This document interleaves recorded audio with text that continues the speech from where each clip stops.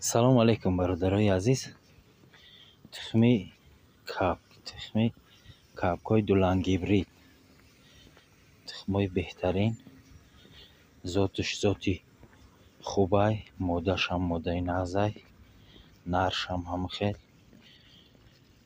تخمای دولنگی برید بهترین تخم ها، کسی در کار باشه برای چوجمونی بهترینن.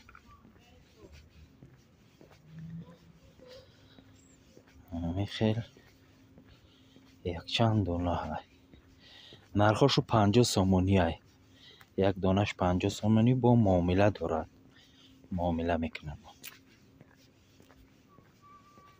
خیلی تماشا کن، تخمه کلان کلانی خشروان، کد مرده که چوجه براری مرحمت خدا خواهد چوجه های خوب میشن. اینه تماشا کن چه خیلی تخمه کلان کلانی خشروان.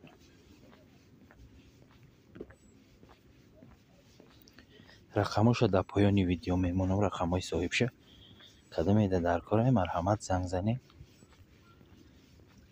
خدا خواهد انشاءالله برکه میابین.